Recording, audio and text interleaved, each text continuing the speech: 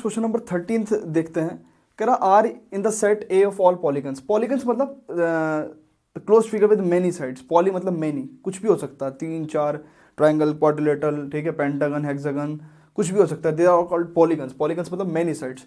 तो उसने कहा R equal to P1 P2 whereas P1 and P2 have same number of sides. तो हमें ऐसे बताना है कि आर एक ऐसा रिलेशन है कि इसमें दो पॉलीगन्स होंगे, they have same number of sides. तो ऑब्वियसली अगर हम बात करें P1 P1, ठीक है, तो जितने भी अगर सेम पॉलीगन है तो सेम नंबर ऑफ साइड्स होगी, तो ऑब्वियसली रिफ्लेक्सिव तो है।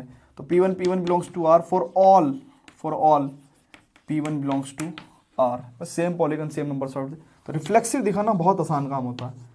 सिमेट्रिक, अगर P1 P2 belongs to R है, दैट मीन्स P1 और P2 दो पॉलीगन है जिसकी सेम साइड्स है, तो ऑब्वियसली क्या होगा, P1 भी बिलोंग्स टू R, ठीक है। हालांकि अगर मैं ये भी लिख सकता हूँ कि P1 P2 belongs to R implies P1 and P2 have same number of sides, तो उसके बाद एक इम्प्लाइज का sign P2 and P1 have same number of sides, तब P2 P1 belongs to R। वो काम आप करोगे, ठीक है, जब आप कॉपी पे लिखोगे। तो ये सिमेट्रिक भी है।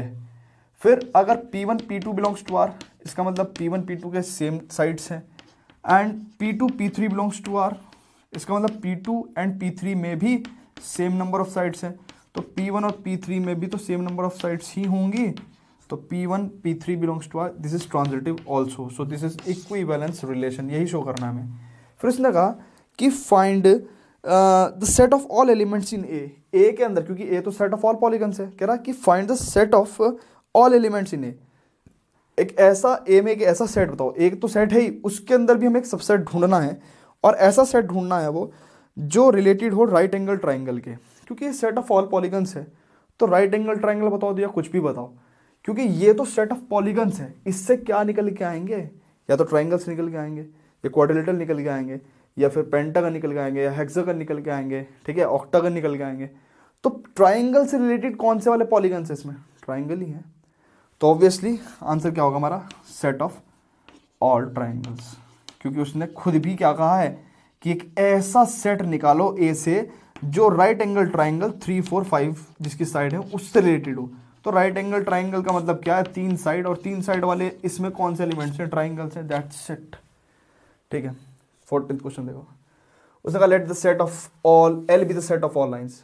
L set of all lines है इन एक्स वाई प्लेन, कोई प्लेन एक्स वाई, कह रहा R be relation in L, और उन एल सेट में, क्योंकि सेट ऑफ ऑल लाइंस है, उस एल सेट में आर एक रिलेशन है, वो कह रहा है L1 L2 इज पैरेलल, ऐसा।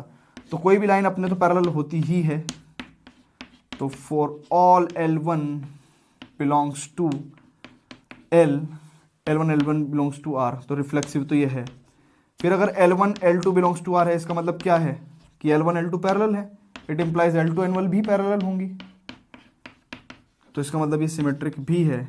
अब L1 L2 belongs to R है, यानी कि L1 L2 पैरेलल है, and L2 L3 belongs to R है, इसका मतलब L2 L3 भी पैरेलल है, तो it implies what, L1 L3 भी पैरेलल ही होंगे, ठीक है।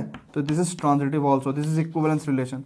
उसने कहा find set of all lines related, जो ये रिलेटेड कहते हैं तो रिलेशन ऊपर वाला ही चलता है ना, जो क्वेश्चन में दिया हुआ था, रिलेटेड टू लाइन दिस, यानी कि हमें set of all those lines निकालनी है जो इस लाइन के पैरेलल है।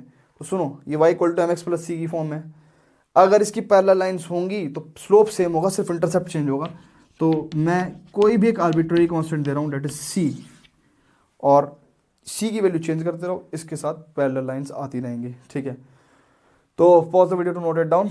एंड 15th क्वेश्चन है, और ये मैं आपको नहीं करा रहा हूँ यार, मे भी मेरे से करवाओगे क्या, इसमें बताना रिफ्लेक्सिव, सिमेट्रिक और ट्रांजिटिव क्या है, उसे छोड़ो।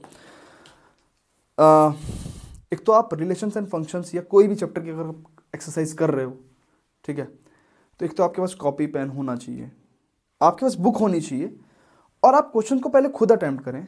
इन case you are not able to solve it, then again push the play button, ठीक है। If you have any problem please comment on the comment section, ठीक है।